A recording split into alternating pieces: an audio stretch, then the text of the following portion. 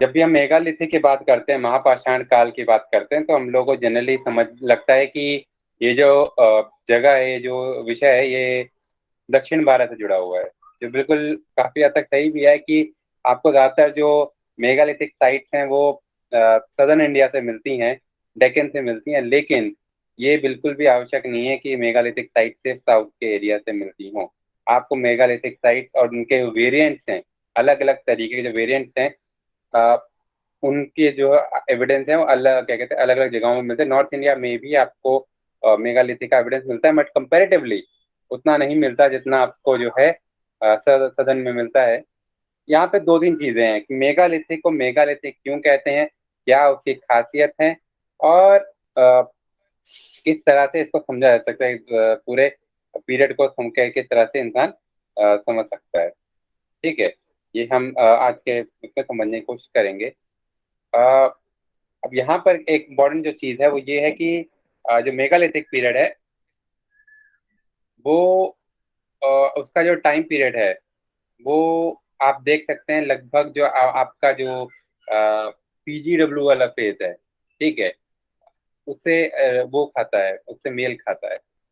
जहाँ पे आप देख रहे हैं ट्रांजिशनल फेज हो रहा है ओसीपी बीआरडब्ल्यू से पीजीडब्ल्यू की तरफ, वहाँ वो फेज। अब बेसिकली क्योंकि सनौली में डिस्कवरी हुई है, सनौली की डिस्कवरी के कारण आप देखते हैं कि जो पूरा इसका क्रोनोलॉजी है वो काफी हद तक चेंज हो गया है, काफी हद तक बदल गया है। ठीक है, और यही कारण है कि पीजीडब्ल्यू का भी जो है टाइम पीरियड चेंज हो रहा है। तो इस कारण से हो सकता है फ्यूचर में आपको जो क्रोनोलॉजीज मिले वो कंपैरेटिवली से अलग हो। तो हम लोग दो मेजर चीजों पर फोकस करेंगे। एक, हम किस तरीके से इस पीरियड को समझ सकते हैं इसके बरियल सिस्टम के द्वारा, और दूसरा आयरन। ठीक है, ये दो चीजें मेगालिथिक पीरियड को जो है डिफाइन करती हैं। एक आपका बरियल सिस्टम, ठीक है, इस तरह से दफनाने का जो सिस्टम है वो यहाँ पे इस तरह से देखने को मिलता है। दूसरी जो चीज आपको यहाँ पे देखने को मिलेगी वो मिलेगी आयरन का यूज। नाउ ये आयरन का यूज क्यों इंपॉर्टेंट है, बिकॉज जैसे मैंने आपको पहले बताया था कि आयरन को समझा जाता है कि बहुत बड़ा डिटर्मिनेंट है अर्बनिज्म का। शहरीकरण का एक बहुत बड़ा बड़ा जो कारण है वो यहाँ पे आपको आयरन का यूज देखने को मिलता है। लेकिन बावजूद इसके मेगालिथिक पीरियड में आपको आयरन का एविडेंस मिलता है, इसके बावजूद आपको अर्बनिज्म में शहरीकरण देखने को नहीं मिलता। ठीक है, तो ये भी एक चीज उठती है कि लोहे का जो प्रयोग है उसका, उसको बहुत बढ़ा चढ़ा के बताया गया है इतिहासकारों ने। अगर लोहे इतना ही डिटर्मिनेंट फैक्टर होता और वही आयरन एज का जो कॉन्सेप्ट है वो इतना ही इंपॉर्टेंट होता, तो क्यों दक्षिण भारत में जो शहरीकरण है वो उत्तर भारत से पहले क्यों नहीं आया। ठीक है, तो यही एक चीज बहुत इसके लिए बहुत इंपॉर्टेंट है कि आप आयरन को किस तरीके से परिभाषित करते हैं, आयरन के यूज को। ठीक है, क्योंकि आप जब हम लोगों ने जब वैदिक पीरियड किया था, हम लोगों ने बोला था कि वैदिक काल में, लेटर वैदिक जो है, ठीक है, उत्तर वैदिक काल में आपको एविडेंस मिलता है लोहे का।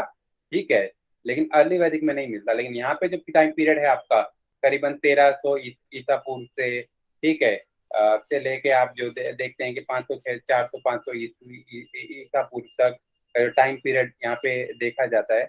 और उसके आगे भी आपको देखने को मिलता है कि जो नियोलिथिक चाल्कोलिथिक फेज आपको सदर्न इंडिया में कंपैरेटिवली ज्यादा देखने को मिलता है, काफी समय तक देखने को मिलता है as compared to North India. ठीक है, इस कारण से इस कल्चर को समझना हमारे लिए इंपॉर्टेंट हो जाता है। लेकिन आगे चल के आप देख पाते हैं कि मेगालिथिक कल्चर के अलावा भी कई अलग अलग तरह के बरियल सिस्टम है। जब हम मेगालिथिक की बात करते हैं तो हम लोग बेसिकली कुछ खास स्ट्रक्चर्स की बात करते हैं।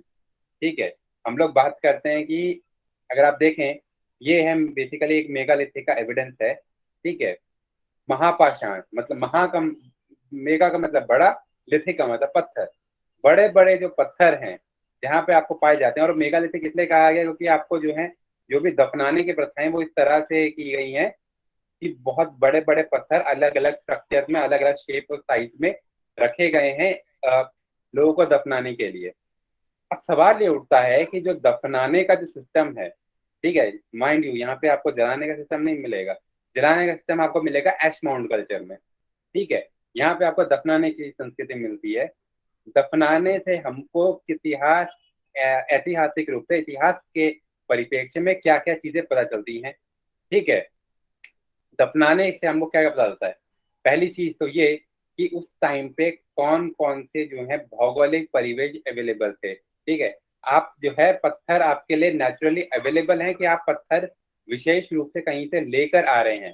ठीक है, उन चीजों को इस तरह के संरचनाएं बनाने के लिए, जैसे कि हमने एक बात की ये था, जब आपने आर्कियोलॉजी का हमने बिल्कुल इंट्रोडक्शन सोर्सेज के बारे में बात कर रहे थे, हमने एक शब्द का प्रयोग किया था, साइट कैचमेंट एनालिसिस। ठीक है, एक व्यक्ति उतनी दूर, जितनी दूरी एक दिन में तय करके वापस आ सकता है, वही उसका साइट कैचमेंट एरिया है। ठीक है, जितनी दूरी वो तय करेगा किसी भी सामग्री को लेने के लिए।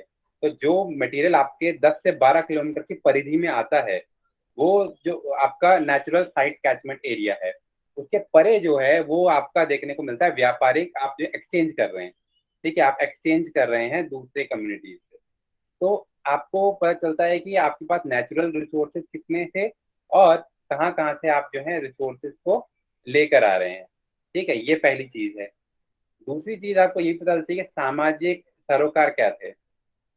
कभी भी शवादा जो है या फिर जो बरियल सिस्टम है, वो हमेशा सामाजिक विभेद का एक तरीके से चिन्ह होता है, सोशल डिफरेंशिएशन का एक तरीके से सिंबल होता है। जहाँ पे आप क्या देखते हैं कि जो बड़े लोग होंगे उनके साथ कुछ खास चीजें दफनाई जाएंगी, या फिर कई बार ऐसे भी होता है उनके नौकर भी उनके साथ दफना दिए जाते हैं। ठीक है, और ये इसलिए होता है क्योंकि ये माना जाता है कि मृत्यु के बाद भी जीवन है। ठीक है, मृत्यु के बाद भी जीवन है और बेसिकली उनको शायद इसकी जरूरत पड़ेगी जहां भी हो जाएंगे मृत्यु के बाद। तो इससे हमको दो तीन चीजें पता चलती हैं। पहली चीज, सोशल हायरार्की। तो हमको पता चलता है कि कौन से लोग विशेष रहे होंगे समाज में, जिनके लिए विशेष शवादा का इस्तेमाल किया गया है, कहाँ पे बंद किया गया है, कहाँ पे खुला उनको छोड़ दिया गया है। ठीक है, साथ ही साथ ये भी बताता है कि उस टाइम पे मान्यताएं क्या रही होंगी, रिचुअल्स क्या रहे होंगे, परंपराएं क्या रही होंगी। ठीक है, तो ये सब हमको इस पर्टिकुलर जो है शवादाओं से पता चलता है। आगे चल के आप देखते हैं दो खास तरह के बरियल सिस्टम डेवलप होंगे। ठीक है, इन्हें कहा जाएगा हीरो स्टोन और सती स्टोन। ठीक है, जब आप यही चीज जो है देखेंगे, आप देखते हैं कि यही कल्चर जो है आगे चल के जब अर्बनिज्म यहाँ पर आता है, संगम कल्चर आता है। ठीक है, संगम कल्चर तक आते आते आप देखते हैं कि यहाँ पे हीरो स्टोन, ठीक है, सती स्टोन, ठीक है, इस तरह के स्ट्रक्चर भी देखने को मिलते हैं। लेकिन आपको कई सारे ऐसी संरचनाएं देखने को मिल रही हैं यहाँ पे, जो बताती हैं कि किस तरीके से जो शवों को गाड़ने में या फिर उनको दफनाने में भी कई तरह के सामाजिक विभेद पाए जाते हैं। ठीक है, ये मेन चीज है हम लोग के समझने के लिए। दूसरी चीज है हमारे लिए कि कि हम लोग आयरन का यूज किस तरह से देखते हैं। ठीक है, लोहे का प्रयोग किस तरह से देखते हैं, प्लस हम किस तरह से देखते हैं बरियल स्टोन, एश माउंट, अर्न बरियल। अब ये क्या क्या होते हैं। एश माउंट कल्चर क्या होता है कि आप, एश का मतलब है राख, माउंट का मतलब है पहाड़। कई सारी ऐसी जगह होती है जहाँ पे आपने जला दिया। अब जला के क्या किया आपने, राख को एक जगह फेंक दिया। ठीक है, आपने राख को फेंकते गए तो एक ढेर बन गया राख का। कई सौ सालों में वहाँ के जो ढेर हैं वो कड़क हो जाते हैं और वो ऐसे लगने लगता है रेत, वो उसके राख के पहाड़ हैं। ठीक है, बिल्कुल पहाड़ों की तरह बन जाते हैं। ऐसे जगहों को जो एश माउंट कहते हैं। फिर आपको देखने को मिलता है अर्न बरियल। अर्न मतलब होता है एक बर्तन। ठीक है, अब अर्न जो होते हैं इनमें आप जो है सीधा अस्थियां ना रख के एक बर्तन में अस्थियां रख के उनको दफनाते हैं। ये भी आपको एक सामाजिक जो है परंपरा देखने को मिलती है। ठीक है, तो ये हम समझ सकते हैं कि प्रोटो हिस्टोरिकल फेज एक ऐसा फेज जो प्री हिस्ट्री से प्रोटो हिस्ट्री, प्री हिस्ट्री से हिस्ट्री के बीच अ, बदलाव ला रहा था। ठीक है, अब हम समझने का प्रयास करेंगे कि हम लोगों को किस तरह के, कितने तरह के जो है मेगालिथिक स्ट्रक्चर देखने को मिलते हैं। हमने बोला कि हमको बहुत अलग अलग तरह के जो है पूरा कहते हैं जो है महापाषाणिक स्ट्रक्चर देखने को मिलते हैं। अलग अलग तरह के आपको मेगालिथिक देखने को मिलेंगे। आपको जो है अगर एक एग्जांपल दिया जाए इमेजेस से, तो हम क्या कैसे कैसे इमेजेस देख पा रहे हैं। ठीक है, देखिए ये सब मेगालिथ हैं। ये भी,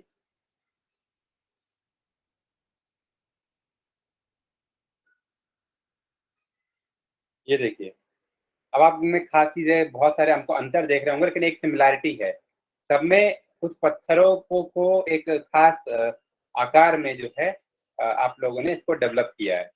तो ये ही जो है मेगालिथिक स्ट्रक्चर्स का एक बेसिक आयाम है कि आप लोगों को अलग अलग जगहों पे मेगालिथ अलग अलग तरीके से पाए जाते हैं। ठीक है, सर इसके ये पीछे आपको क्या रीजन था सर, ऐसे क्या करने के पीछे? ये जो पत्थर को इस तरह से रख रहे थे, इसके पीछे क्या रीजन था? अ, इसके पीछे बहुत सारे रीजन हो सकते हैं। पहली चीज तो ये कि एक परंपराएं होती हैं किसी भी शव को दफनाने की। ठीक है, और ये माना था ये पूरा पाषाणी काल से ही चला आ रहा है, कई हजारों सालों से चला आ रहा है। हमारे जो पूर्वज थे शायद वो भी दफनाते थे। अब इसमें क्या होता है कि सर ये जब भी क्या आप पुनर्जन्म के ऊपर हो सकता है? क्या पुनर्जन्म। पुनर्जन्म कह सकते हैं कि बेसिकली ये कहते थे कि जहाँ पे आप मरने के बाद जाते हैं वहां पर भी एक जीवन होता है। ठीक है, अब इसको आप उस तरह से ले सकते हैं कि इसको पुनर्जन्म कहें, या फिर इसको एक शब्द यूज किया जाता है सिंपथेटिक मैजिक। ठीक है, आप ये मानते हैं कि क्या कहते हैं कि ये जो है एक तरीके से एक सिंबल है, एक प्रतीक है। ठीक है, किसी भी व्यक्ति का। और माइंड यू, जरूरी नहीं कि हर व्यक्ति को दफनाया जाए इसी तरीके से, इतने खास तरीके से। ये लोग ये भी मानता है कि कुछ एक रिचुअल हुआ करता होगा, एक तरीके से एक परंपरा रही होती होगी। ठीक है, जिसके तहत कुछ खास लोगों को दफनाया जाता था। जैसे बाद में हम देखते हैं हीरो स्टोन, कि जो युद्ध में मारे गए उनको दफनाया गया, कि जिन स्त्रियों ने जो है सती कर लिया उन लोगों को दफनाया गया इस तरीके से। तो पुनर्जन्म होता था कि नहीं ये कहना थोड़ा सा मुश्किल है, लेकिन रिचुअल्स कुछ ना कुछ होते रहे होंगे, ये हमको देखने को मिलता है जिस तरह से इन पत्थरों की आकृतियों में आपको अंतर पाए जाते हैं। ठीक है, तो ये हो सकता है क्योंकि हमको कोई लिखित स्रोत तो नहीं मिला है, तो हम ये कह नहीं सकते कि ये पुनर्जन्म की में विचार था कि नहीं। लेकिन लाइफ आफ्टर डेथ का कॉन्सेप्ट जो है वो बहुत सारे कल्चर्स में आपको पाया जाता है। आप देखते हैं इजिप्ट में जो मम्मीज का कॉन्सेप्ट है वो भी लाइफ आफ्टर डेथ का कॉन्सेप्ट है। ठीक है, आपको मेसोपोटामिया में देखने को मिलता है। साथ इसी इन परंपराओं में आपको जो है इस तरह की चीजें देखने को मिलती हैं। ठीक है, कि उनके साथ की वस्तुएं भी दफनाई जाती हैं या फिर उनके साथ के लोग भी दफनाए जाते हैं। ठीक है, तो इस तरह की परंपराएं आपको यहाँ पर देखने को विशेष रूप से देखने को मिलती हैं।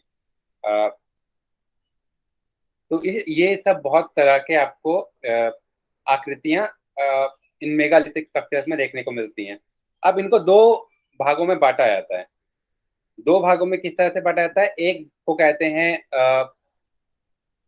बेसिकली मोनोलिथिक, दूसरे को कहते हैं पॉलीलिथिक। मोनो का मतलब होता है एक। ठीक है, मतलब कि मोनो का मतलब हुआ जहां पे एक ही पत्थर हो। और पॉलीलिथिक वो हुआ जहां पे आपको बहुत सारे पत्थर देखने को मिलते हैं। ठीक है, अब ये देखिए मेन हीर, ये एक ही पत्थर है जो बड़ा पत्थर खड़ा कर रखा है, ये होगा मोनोलिथिक।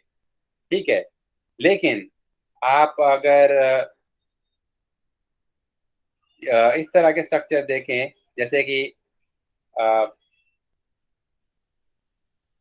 रॉक कट बरियल, ये जो आपको देखने को मिल रहा है, डॉलमेन हो गए, सिस्ट हो गए, टोपिकल हो गए, ये पॉलीलिथिक है क्योंकि यहाँ पे जो है आपको एक से ज्यादा पत्थर देखने को मिल रहे हैं आकृति में।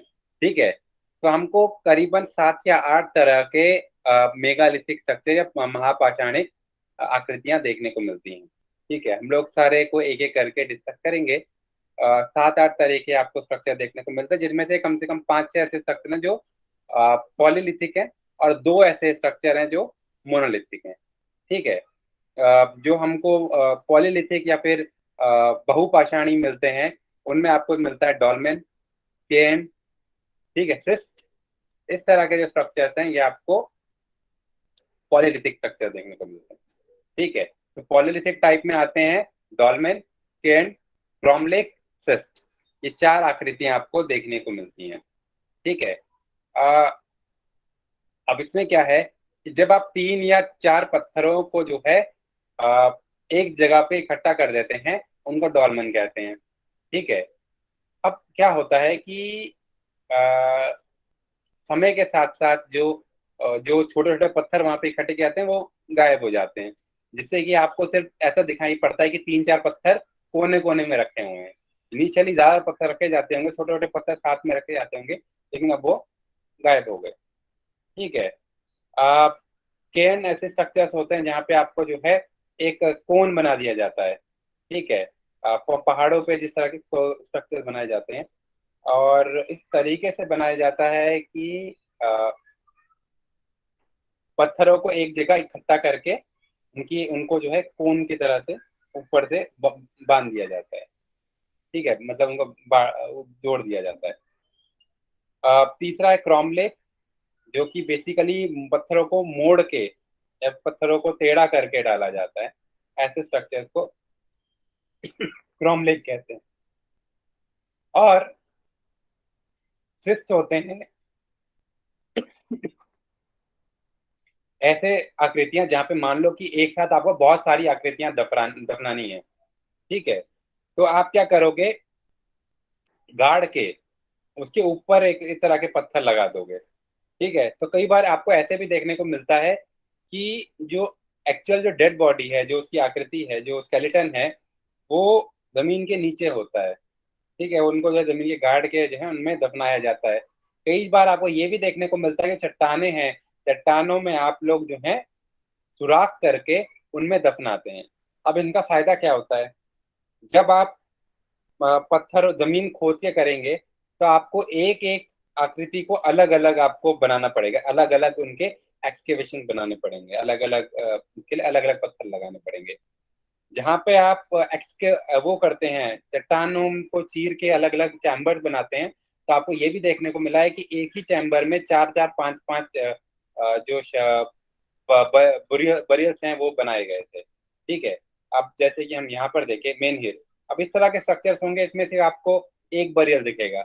लेकिन आप यहाँ देखिए, इस तरह की जो आकृतियां हैं, ये जो आकृति है जिसे रॉक कट बरियल कहते हैं, अब इसके अंदर बहुत गहरा डिपेंड करता है कि गहराई कितनी है। अलग अलग जो स्ट्रक्चर्स हैं उसमें एक से ज्यादा बॉडीज को बरी किया जा सकता है, एक से ज्यादा इनमें किया जा सकता है। और यही इनकी खासियत है कि आप चट्टानों को अंदर तक खोद सकते हैं, जिससे जिसमें जो है अलग अलग आप बरियल्स बना सकते हैं, ठीक है। अब इनका फायदा क्या है, अगर आप इस तरह के खुले स्ट्रक्चर्स बनाएंगे, ठीक है। खुले स्ट्रक्चर बनाने का प्रॉब्लम ये होता है कि इसको जो है समय के साथ जो मौसम है, मौसम के साथ ही खराब हो सकते हैं बॉडीज, ठीक है। वेदर डाउन हो सकते हैं, बारिश आ गई, कुछ हो गया तो ये खराब हो सकता है, ठीक है। जहाँ पे आपने इंक्लोज कर दिया उनको, आपने जो है दफना दिया या फिर आपने जो है उनके स्ट्रक्चर के अंदर डाल दिया, तो ये जो है ज्यादा टाइम तक इंटैक्ट रहने की इनकी संभावना होती है, ठीक है।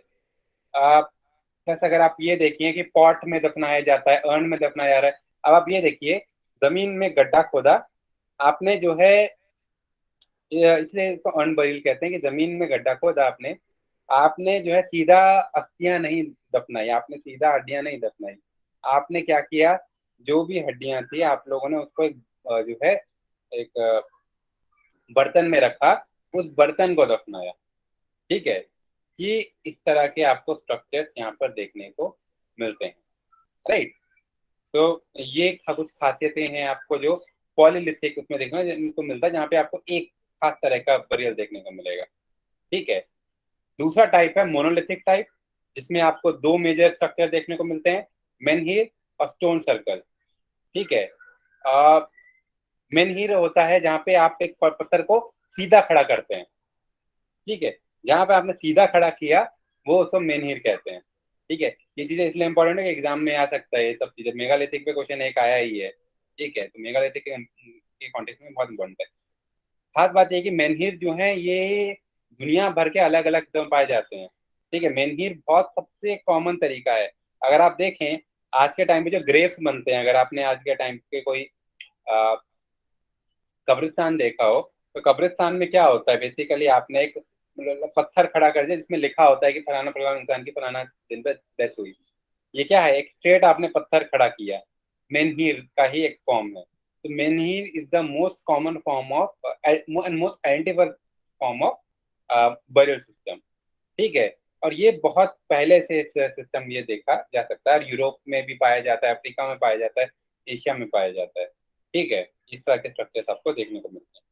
स्टोन सर्कल क्या होता है कि आपने एक लाइन से जो है सर्कल बना दिया पत्थरों का, जहाँ पे जो है क्या कहते हैं, आप जो है सर्कुलर बनाओगे, स्फेरिकल बनाओगे, या चार पत्थर एक जगह पे बना दिया, इस तरह के स्ट्रक्चर जो है आपको स्टोन सर्कल देखने को मिलता है। ठीक है, तो आपने एक सर्कुलर फॉर्म में वो कर दिया, एक कम्युनिटी का सेंस देने के लिए, कम्युनिटी का एक आइडिया देने के लिए।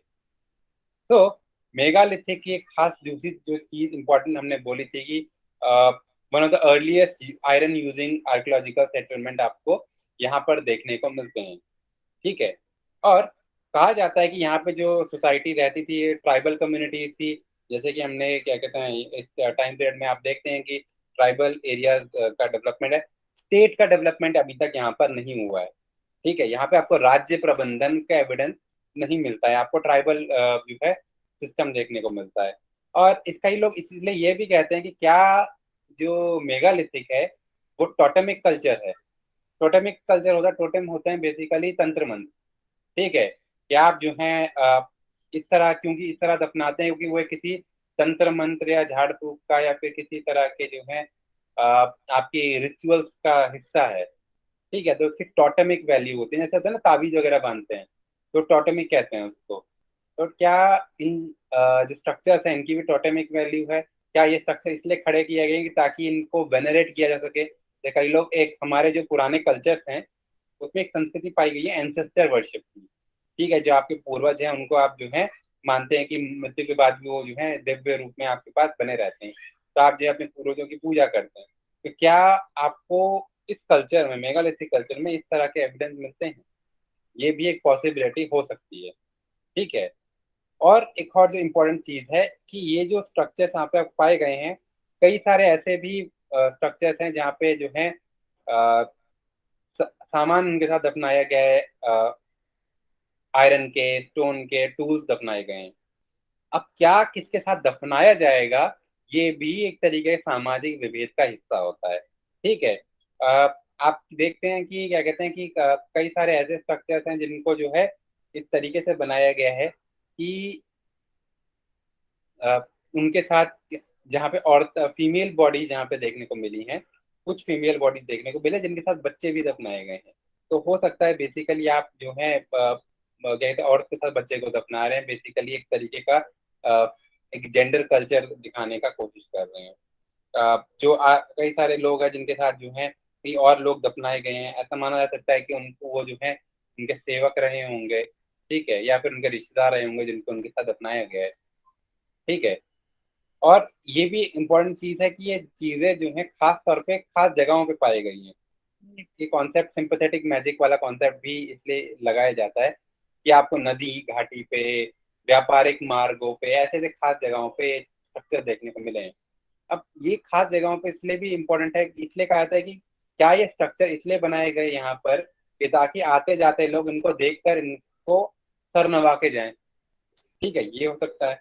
दूसरी चीज ये है कि सिंपैथेटिक मैजिक का आइडिया होता है कि इनकी जो, ये जानबूझ के ऐसी जगहों पे रखे गए हैं जहाँ से ये जो है हमेशा विजिबल रहे। ठीक है, क्योंकि इनकी एक कल्चरल वैल्यू होती है, सांस्कृतिक एक वैल्यू होती है।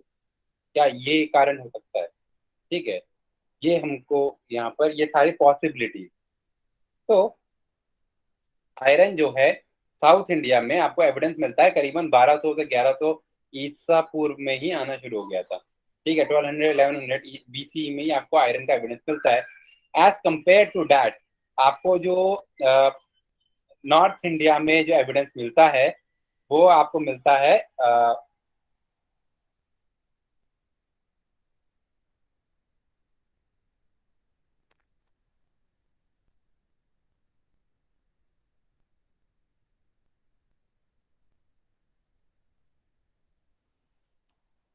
आपको एविडेंस जो नॉर्थ इंडिया में मिलता है वो बेसिकली मिलता है 800 से 500 ईसा पूर्व में। तो करीबन जो है 400-500 साल का यहाँ पे डिफरेंस है। ठीक है, तो सवाल ये भी पूछा जाता है कि ट्रांजिशनल फेज कहाँ है, कौन सा वो दौर है, कौन सा वो कल्चर है जिसको आप ट्रांजिशनल फेज मान सकते हैं, जिसको आप बोल सकते हैं कि अच्छा यहाँ पर जो है एक तरीके का एक यहाँ एक दौर से दूसरे दौर के बीच एक अंतर हो रहा है। ठीक है, तो कई लोग मानते हैं कि हड़प्पन सभ्यता की जब डिक्लाइन हो रहा है उसके बाद कई ऐसे कल्चर इमर्ज कर रहे हैं, जैसे Gandhara grave culture, copper hoard culture, OCP culture. ठीक है। ये कुछ ऐसी संस्कृतियां हैं जो आपको ये बताती हैं कि अच्छा, ये ऐसे फेज हो सकते हैं जो जहां पे ट्रांजिशन हो रहा है प्री हिस्ट्री से प्रोटो हिस्ट्री के बीच। ठीक है। आयरन के यूज आपको देखने को मिलता है, आपको घोड़ों का एविडेंस देखने को मिलता है। ठीक है। लेकिन आप क्लास स्ट्रेटिफिकेशन, ये क्वेश्चन जो है इसलिए इंपॉर्टेंट है कि आपके एग्जाम में आया है 2020 में। ठीक है। कि मेगालिथिक की इनमें से कौन सी खासियतें नहीं है। और ये इसमें पूछा गया था कि क्या आपको आयरन का एविडेंस मिलता है, आप बोलेंगे हाँ। क्या आपको घोड़ों का एविडेंस मिलता है, आप बोलेंगे हाँ। क्या आपको जो है एविडेंस मिलता है सोशल स्ट्रेटिफिकेशन का, आप बोलेंगे नहीं। ठीक है। आपको ऐसा एविडेंस नहीं मिलता, मतलब आपको जाति आधारित जो है, वर्ण आधारित जो डिवीजन नहीं देखने को मिलता है, क्योंकि ट्राइबल सोसाइटी है, कंपेरेटिवली इगैलिटेरियन है। जो डिफरेंस है वो स्टेटस का डिफरेंस है। ठीक है। कि कुछ लोग जो है ज्यादा महत्वपूर्ण होंगे, जो ट्राइबल लीडर्स होंगे, ठीक है, उनके आपको खासियतें देखने को मिलती हैं। लेकिन सोशल ऐसे डिमार्केशन बहुत बड़े स्तर पे देखने को नहीं मिलता है। ठीक है। तो ये ग्रेव जो है अपने आप में एक ट्रांजिशनल फेज को दर्शाते हैं। अब तीन चार खास चीजें यहाँ पर आपको खासियतें देखने को मिलती हैं। पहली चीज तो ये कि आपने जो है डेड बॉडीज को या हड्डियों को जो है अलग अलग करके उनको बड़े बड़े बर्तनों में डाल दिया। ठीक है। साथ ही साथ कुछ ऐसे सामान भी डाल दिए, इन सामानों को कहते हैं ग्रेव गुड। ठीक है। शवादा की सामग्री जो है ये आपको यहाँ पे देखने को मिलती है। अब क्या आप करेंगे, जो बर्तन है बड़े बड़े, ठीक है, ये आपने को अनबरियल हमने दिखाया था। आ, ये देखो, इस तरह के बड़े बड़े बर्तन है, पॉट्स इतने बड़े बड़े, ये अनबरियल का ये सिस्टम है, जहाँ पे आप जो हड्डियां हैं आप लोग इसको इन बर्तनों में डालते हैं और फिर एक गड्ढा खोद के उसमें दफना दिया जाता है। ये आपको जो है इस समय से एविडेंस मिलता है। ठीक है। अब यहाँ पर आप ये भी देख पाते हैं कि पहली चीज हो गई लार्ज, जो अर्न्स रखे गए, बड़े बड़े जो बर्तन रखे गए। ठीक है। और उनको जो है गड्ढे वो कर दिए, उसमें क्या कहते हैं गड्ढे उनको भर दिया गया। ठीक है। और उसके ऊपर जो है आपने एक पत्थर रख दिया जिससे कि पहचान चले कि इसके नीचे जो है शव दफनाया गया है। तो वैसे मैंने बोला कि कई जगह शव डायरेक्टली दफनाया जाता है, कई जगह स्ट्रक्चर जो है इनडायरेक्टली दफनाया जाता है। दूसरा जो आपको एविडेंस मिलता है वो है सिस्ट का। ठीक है। बेसिकली अब आप क्या करेंगे कि आप लोगों ने अलग अलग आपने जो है पत्थरों को जो है इकट्ठा करके उनको उससे जो है ढक दिया, डायरेक्टली ढक दिया। ठीक है। आ, या फिर आपने उसके बीच अंदर जो है एक गड्ढा बना दिया, उनके जो पत्थरों के बीच में जो गैप है उसमें जो है दफना दिया और उसको जो है चारों तरफ से पत्थरों से ढक दिया। ठीक है। जिससे कि वो जो है ऐसे करके नजर ना आए, जब आप पत्थर को हटाएंगे तब वो चीज नजर आए। ठीक है। अ, अगली चीज है लेग्ड अर्न, तो सैक्रोफैगी कहते हैं। ठीक है। बेसिकली आप जो है जिसमें जो है उसके पैर होते हैं, मतलब बेसिकली इसमें आप देखते हैं कि अर्न जो है, ये देखिए ये अर्न्स है और ये जो है लेग्ड अर्न्स है। ठीक है। इसमें आपको इनको जो है खड़ा किया गया, फिर बैठाया गया, एक पोजीशन पे रखा गया है। ठीक है। ये इससे क्या होता है कि आपको उसको जो है बैलेंस करने में आसानी होती है, आपको गाड़ना नहीं पड़ता उसको। चौथी चीज ये है कि आप लोग जो है आप क्या करेंगे, चट्टानों के बीच में जो है सुराख बना के आप उसके बीच में जो है उनको डाल देंगे।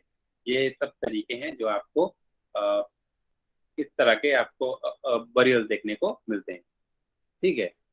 नाउ आप क्या ये भी देख पाते हैं कि आगे चलकर कई मेगालिथ के जो पत्थर थे उनको जो है उसमें जो है बाकी चीजें लगवाई गई। ठीक है।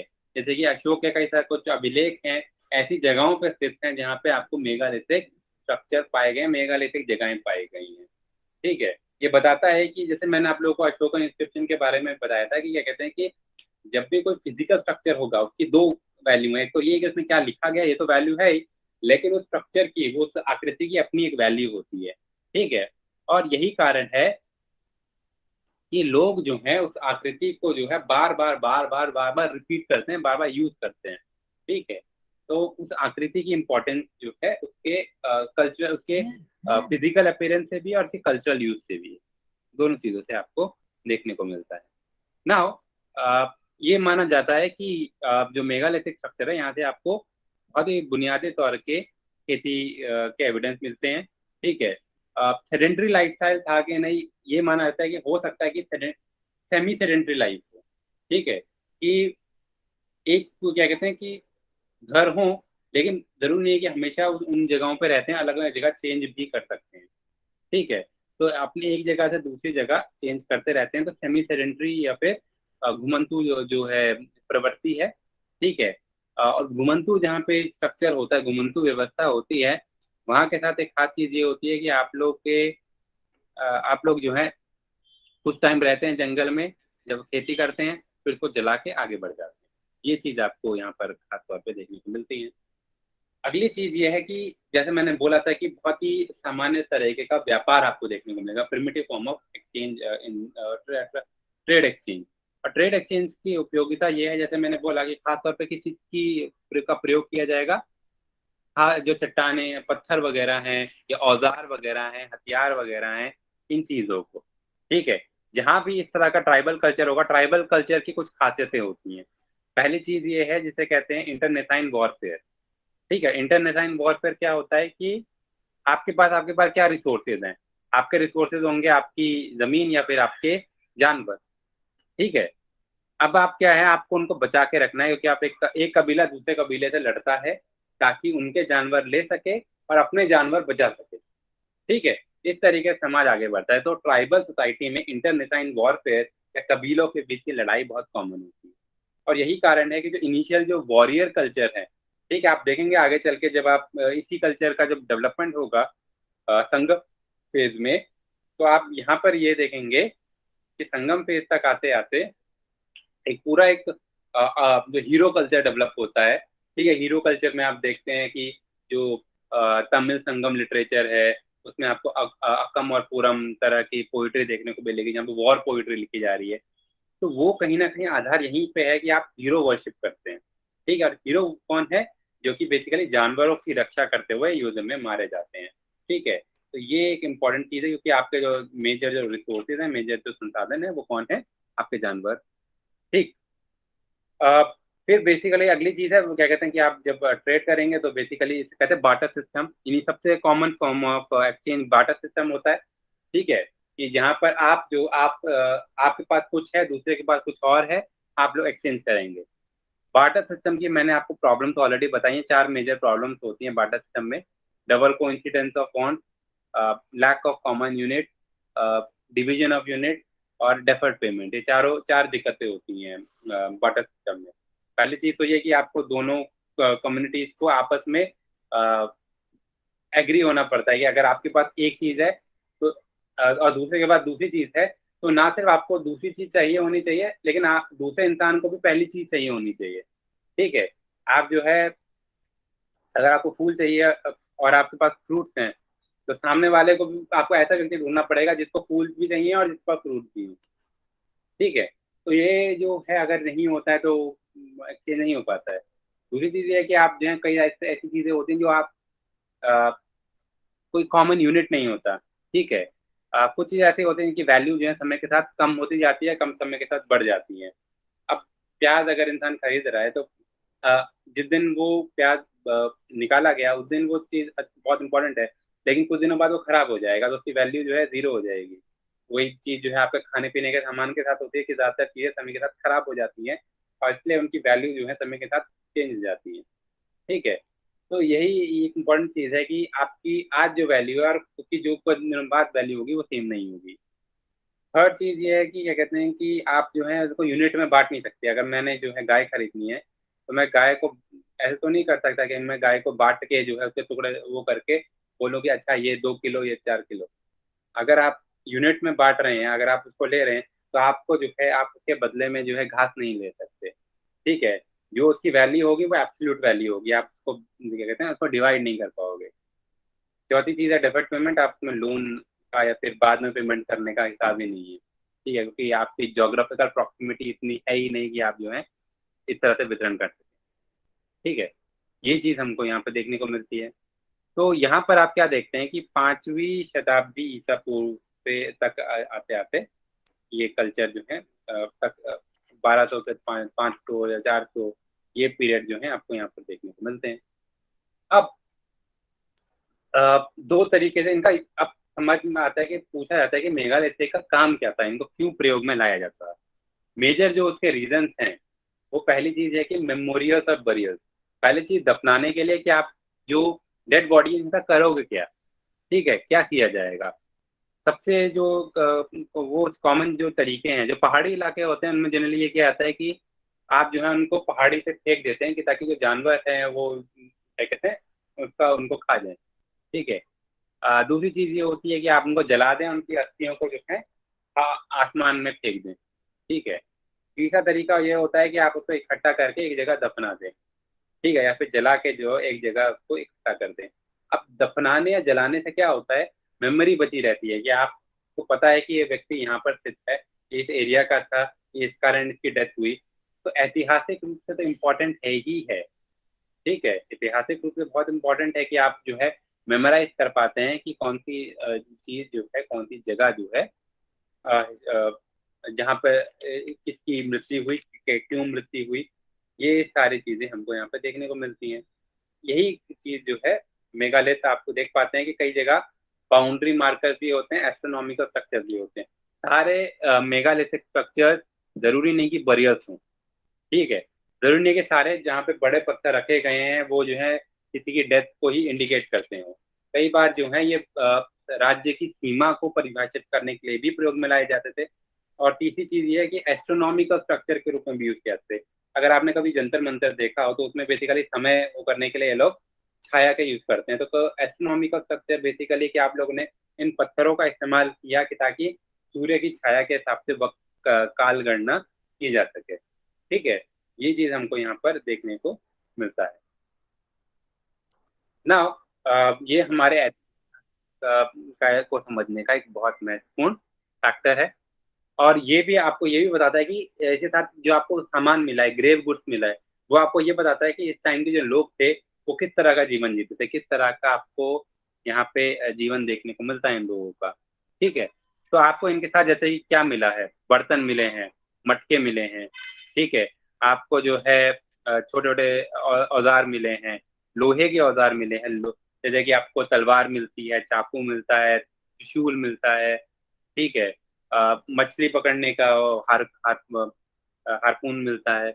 ये कुछ खास चीजें हैं जो आपको बताती हैं कि किस तरह का उनका खान पान रहा होगा, किस तरह का वहाँ का इकोनॉमिक लाइफ रही होगी, किस तरह का डेली लाइफ वो लोग रहते होंगे, किस तरह से वो लोग जिस तरह के स्ट्रक्चर बना सकते हैं, जिस तरह का के औजार बना सकते हैं, उनकी क्वालिटी देख के आप ये बता सकते हो कि टेक्नोलॉजिकली कितने एडवांस थे। क्योंकि अगर आप देखो, भले ही ये लोग आयरन का बहुत का इस्तेमाल कर रहे थे, बट इनका जो आयरन की क्वालिटी है वो बहुत अच्छी नहीं थी, ठीक है। आपको जो है कुछ खास बहुत कंपेयर टू जो आपको जो है महाजनपद काल में देखने को मिलेगा, तो उसके कंपैरिजन में स्ट्रक्चर बहुत ज्यादा अच्छी क्वालिटी के नहीं थे, ठीक है। ये भी शायद एक कारण हो सकता है कि आप लोगों ने आपके पास वो टेक्नोलॉजिकल स्किल अभी नहीं आई है कि आप लोग आयरन को स्मेल्टिंग करने को का बहुत जो है बुनियादी तरीका खोज सको।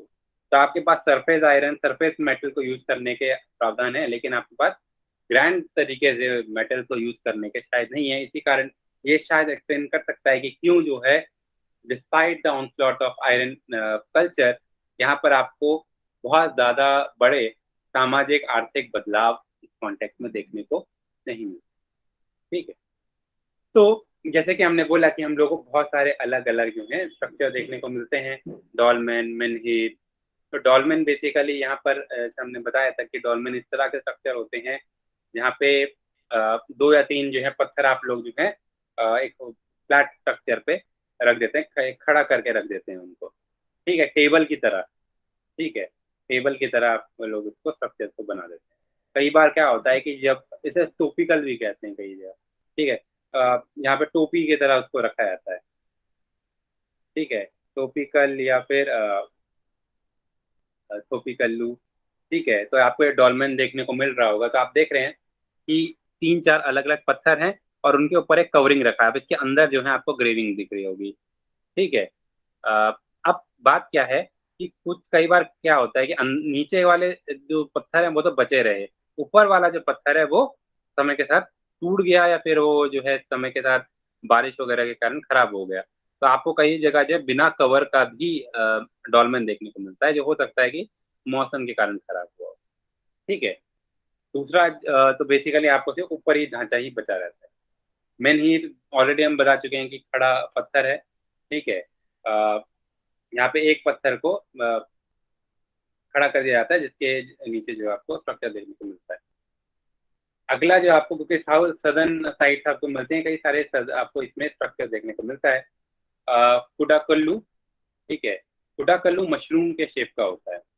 मशरूम जैसे कि बेसिकली आपने देखा हो, एक पत्थर नीचे, उसके ऊपर एक अ, इनको टोपिकल भी कहते हैं। ठीक है, अम्ब्रेला स्टोन या टोपिकल। टोपी इसलिए क्योंकि आपको ऐसा लगेगा कि पत्थर है, उसके ऊपर टोपी लगा रखी है। ठीक है। तो इनके आपको अलग अलग फॉर्म देखने को मिलते हैं यहाँ से। तो बेसिकली आपको ये चीज़ें जो है आपको डिफरेंस पता होना चाहिए, ताकि एग्जाम में अगर ये आ जाए तो आप लोग जो है इसमें डिफ्रेंशिएट कर सकें। कुड्डा कल्लू। ठीक है। तो माना जाता है कि ये मशरूम ज्यादा स्ट्रक्चर इसलिए बनाया गया कि ताकि जो बड़े लोग थे, जो धनी लोग थे, उन लोगों के उनको उसको जो है प्रोटेक्ट रखने के लिए, या फिर उनकी पहचान करने के लिए कि खास लोग हैं। ठीक है, उनको जो है दफनाने की परंपरा हो सकती है। ठीक है। तो बेसिकली बाद में आप ये भी देखते हैं कि जब लेखनी का आया, तो इनके ऊपर जो मेमोइर्स भी लिखे गए, इनके ऊपर लिखने का भी आपको एविडेंस देखने को मिलता है। ठीक है। तो जैसे कि आप देखते हैं आगे चल के संगम पीरियड, जब हम जब आगे के पीरियड में जाएंगे, तो राइटिंग का जब एविडेंस मिलेगा, तब हम ये भी देखेंगे कि यहाँ पर जो है आपको खास तरह के इंस्क्रिप्शन देखने को मिलते हैं हीरो स्टोन्स पे। ठीक है। आपको इससे यही पता चलता है कि पर्टिकुलर स्ट्रक्चर क्यों खुदवाया गया है, किसकी याद में खुदवाया गया है। ठीक है। तो इस तरह के जो आपको जो रिटर्न स्ट्रक्चर्स मिलते हैं जहाँ पे लिखा गया है,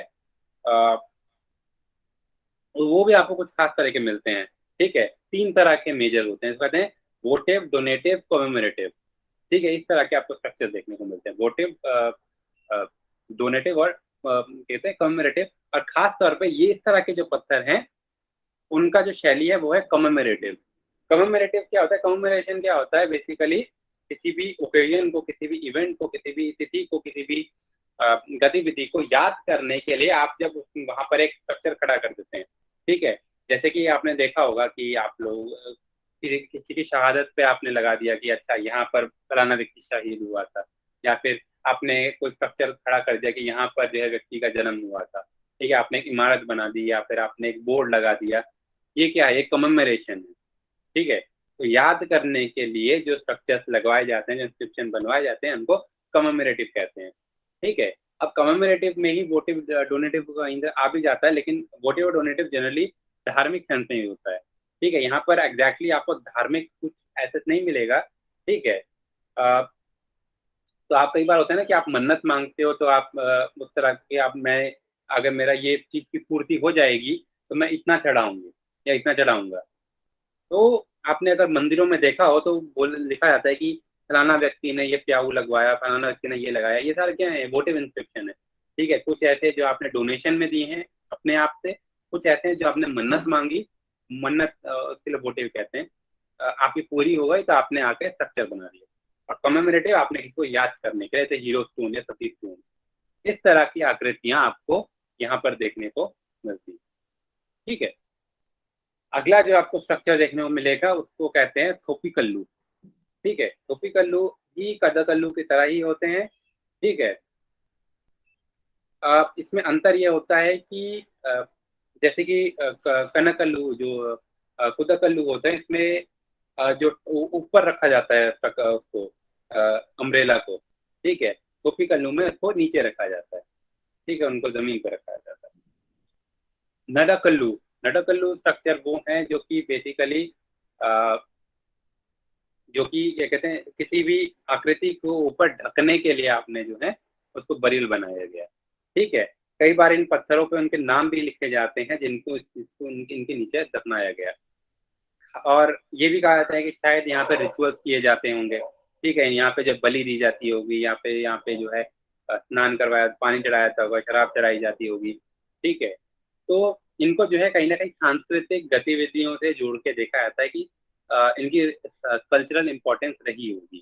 ठीक है, इनकी कल्चरल इंपॉर्टेंस रही होगी और इनको जो है निरंतर प्रयोग में लाया जाता रहा होगा। ठीक है। अ, अब एक इम्पॉर्टेंट चीज जो आपको देखने को मिलती है वो बेसिकली ये है कि यहाँ पे आपको रिलीजियस भी आपको कुछ एविडेंस मिलते हैं कि कुछ जो है धार्मिक या फिर कुछ सांस्कृतिक गतिविधियों का आपको एविडेंस मिलता है। एक जगह आपको मिलती है मुट्टूर, तमिलनाडु में। ठीक है, आपको यहाँ पे एक एंथ्रोपोमॉर्फिक स्टैच्यू, एंथ्रोपोमॉर्फिक मतलब इंसानी आकृति वाला। ठीक है, एंथ्रोपोमॉर्फिक मतलब इंसानी स्ट्रक्चर जैसा आपने आपको एक आकृति मिलती है, मूर्ति मिलती है, जो कि मेगालिथिक जो साइट है उसके बीचों बीच खड़ी है। ठीक है, अब इसके लिए जो प्रयोग में एक शब्द प्रयोग में लाया जाता है वलियार वडू। ठीक है, वलियार वडू। वलियार क्या होता है? आ, वलियार होता है, क्या कहते हैं, यहाँ के जो लोकल जो एग्रीकल्चरल कम्युनिटी थी, इनके लिए प्रयोग में लाया जाता है वलियार। ठीक है। तो बेसिकली माना जाता है कि जो हो सकता है कि ये जो मूर्ति आपको मिली है ये किसी देवता की हो। और ये देवता किसके हैं? बेसिक ये क्या कहते हैं, वलियार्स के देवता हैं। ठीक है, तो माना जाता है कि ये लोग जो हैं खाना बदोश लोग थे। और क्या कहते हैं, इस तरह की परंपरा इनकी फॉलो की जाती थी। और ये लोग जो है बहुत छोटे छोटे हुआ करते थे बस पहले के। ठीक है, बौने हुआ करते थे इतने छोटे। ये कहानी है बेसिकली, ये ऐतिहासिक नहीं है, लेकिन कहते हैं कि बलियार जो है 10 से 15 सेंटीमीटर बड़े थे बस। और जो है खरगोशों की मदद से जो है खेती किया करते थे। ठीक है, तो इनको एक बार बताया गया कि आग लगने वाली है। ठीक है, आग की जब बारिश होने वाली है और सब के सब खत्म हो जाएंगे। ठीक है, तो इन लोगों ने सोचा कि चलो हम लोग जो है जगह को छोड़ देते हैं। तो उन्होंने अपने भगवान को कहा कि आप भी हमारे साथ आइए। ठीक है, और जब भगवान ने आने से मना कर दिया तो उन्होंने जो है उनका सर काट के अपने साथ ले गए। और यही कारण है कि जो वलियार थे, वो जो आपको मूर्ति मिलती है इसमें सर नहीं है, सर गायब है। फिर आपको जो है उनका जो शरीर देखने को मिलता है।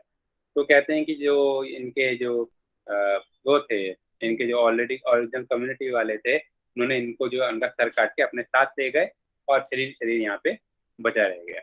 ठीक है, तो ये हो सकता है बहुत इंपॉर्टेंट चीज है एंथ्रोपोलॉजिकली। आप कह सकते हैं कि एक तरीके से जो रिलीजियस कल्ट है उसका आपको इनिशिएशन यहाँ पर देखने को मिलता है।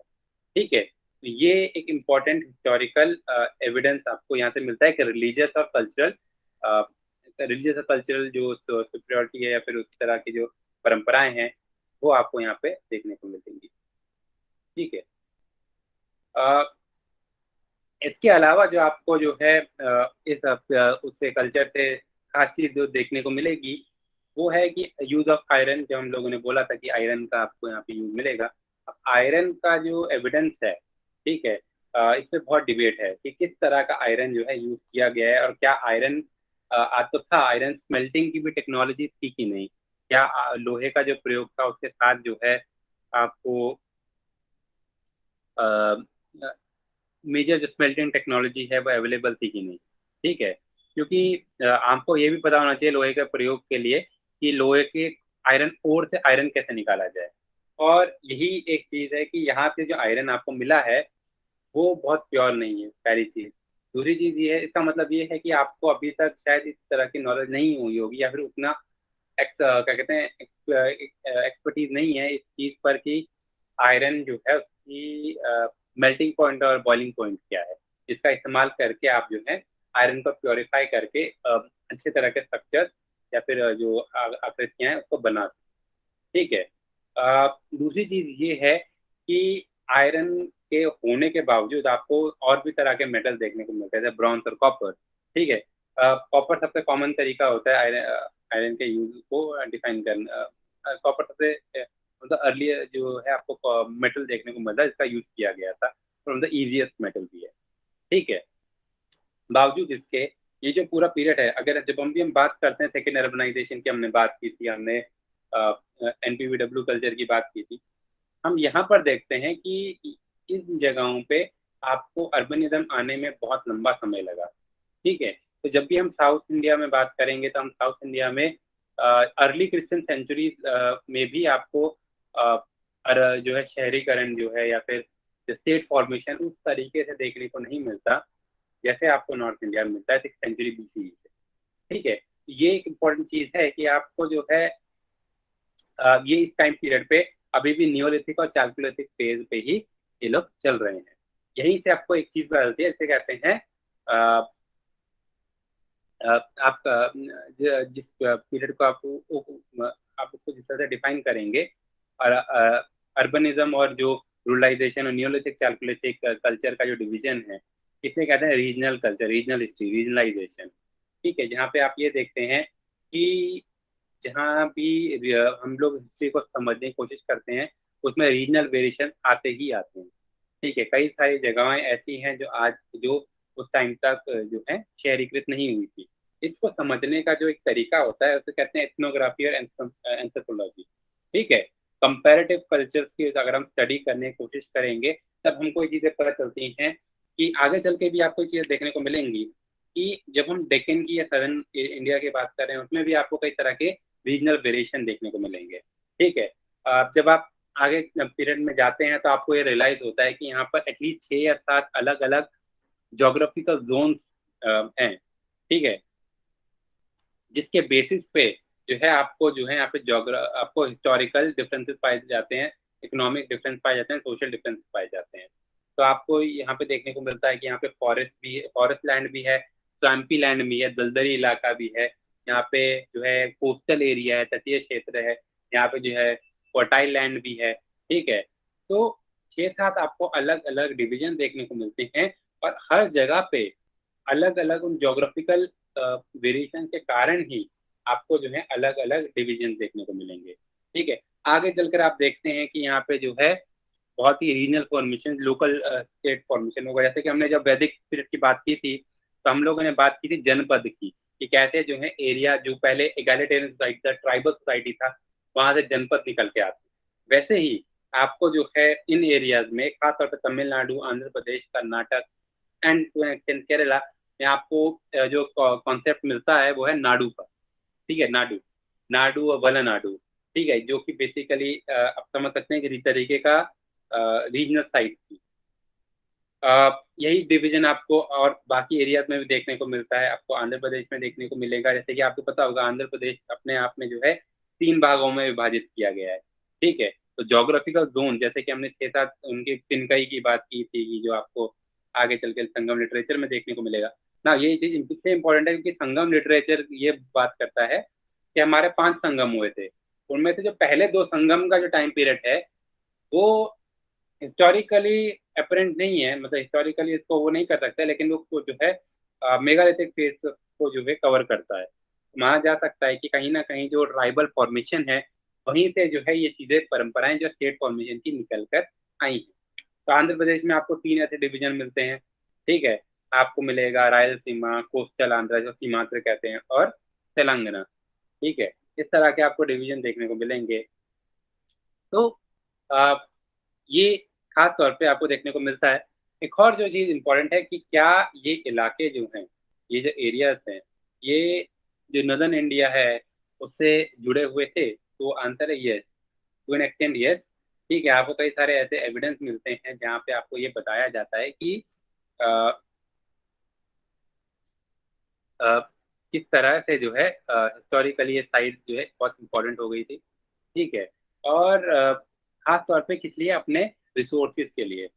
आपके आपको इस तरह के जो है रिसोर्सेज देखने को मिलते हैं अ, जो कि इन एरियाज में पाए जाते थे, जिनके कारण आपको चलते हैं कल्चरल एक सेम्बलेंस देखने को मिलता है, एक सांस्कृतिक स्वरूप देखने को मिलता है। ठीक है, ये आपको इस पीरियड में देखने को मिलेगा। जहाँ तक बात है अर्न बरियल की, जहाँ तक बात है एश माउंड कल्चर्स की, ये कल्चर्स आपको ये बताते हैं कि कुछ जो है बहुत आपको ये इम्पोर्टेंट है आपके लिए कि कुछ आपको साइट्स के नाम पता होने चाहिए।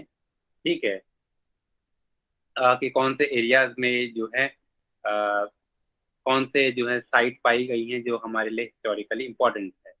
ठीक है, तो कई लोग मानते हैं कि जो एश माउंट हैं they are part of neolithic culture, कई लोग कहते हैं कि नियोलिथिक चाल्कोलिथिक कल्चर का हिस्सा है, एक ट्रांजिशनल फेज है जो आपको नियोलिथिक और चाल्कोलिथिक में मिलता है। ठीक है। तो इम्पोर्टेंट हमारे लिए जो कुछ साइट्स हैं जैसे बेलारी, ठीक है, बेलारी में आपको वो मिलेगा, आपको ये एविडेंस मिलते हैं कि वेंकट लक्ष्मिया, ठीक है, ये आपको एविडेंस मिलता है कि जो एशमाउंट कल्चर्स हैं they are spread around the areas of Andhra Pradesh, ठीक है, they are spread around the sites of Tamil Nadu, Andhra Pradesh, and Karnataka in major way, even though you also find these sites in areas of Kerala, but comparatively कम, ठीक है, comparatively आपको यहाँ से कम site मिलती है, और आंध्र और तमिलनाडु से काफ़ी ज़्यादा आपको यहाँ से साइट देखने को मिलेंगी। ठीक है। तो एश माउंट कल्चर, अर्न कल्चर जो है, ये एक तरीके इसका हिस्सा है। जो हमको तुंगभद्रा जो रिवर है, ठीक है, तुंग और भद्रा रिवर, उसके जो कोस्ट लाइन पे आपको कई सारी एश माउंट कल्चर्स और कई सारे जो हिस्टोरिकल साइट्स इस तरह से देखने को मिलते हैं।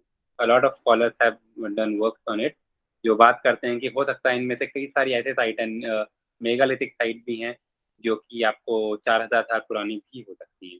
करनूल जैसे है, ठीक है, करनूल एक इम्पोर्टेंट साइट है। फिर आपको हांडरी मिलता है, तुंगभद्रा मिलता है, ठीक है, गुडूर मिलता है, बेलागल मिलता है। ये कुछ इंपॉर्टेंट साइट हमारे लिए एश माउंट कल्चर के लिए और क्या कहते हैं अर्न बरियल के लिए इम्पोर्टेंट है। ठीक है। सो ये हमको जो है, ये हमारे लिए हिस्टोरिकली इस चीज को समझना इम्पोर्टेंट है। नाउ जहां तक बात है मेगालिथिक स्ट्रक्चर्स की, तो कौन कौन सी साइट्स इंपॉर्टेंट है, प्लस कौन सी साइट पे कौन तरह के स्ट्रक्चर, वैसे जनरली आपको देखने को मिलता है कि एक जगह पे एक से ज्यादा तरीके के स्ट्रक्चर्स देखने को मिल सकते हैं, एक से ज्यादा स्ट्रक्चर देखने को मिल सकते हैं। बावजूद इसके कुछ ऐसी साइट ऐसी हैं जो कुछ खास साइट्स के लिए जानी जाती हैं। ठीक है।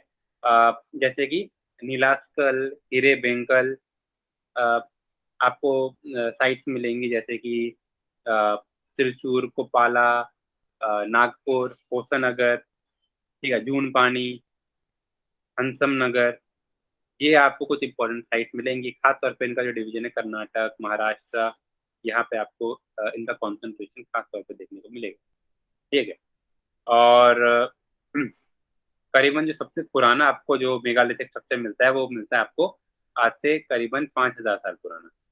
आपको करीबन 5,000 साल पुराने आपको स्ट्रक्चर देखने को मिलती है। और ये आपके लिए क्वेश्चन इंपॉर्टेंट हो सकता है एग्जाम पॉइंट ऑफ व्यू से कि इंडिया में सबसे बड़ा मेगालिथिक स्ट्रक्चर कौन सा है। ठीक है। तो आपका इसका आंसर क्या है, इसका आंसर है जूना पानी। ठीक है। ये कहाँ पे स्थित है, नागपुर में। ठीक है।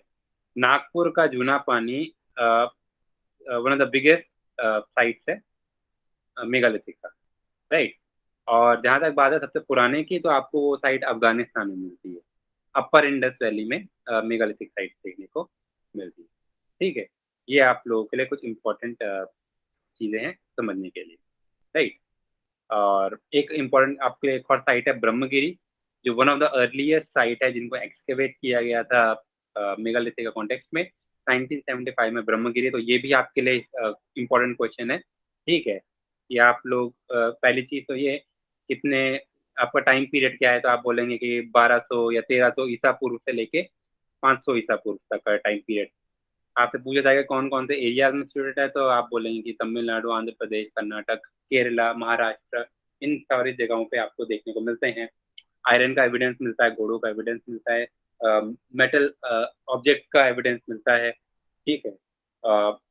जून जून पानी इंपॉर्टेंट है आपको इस टाइम पीरियड से जुड़ा हुआ।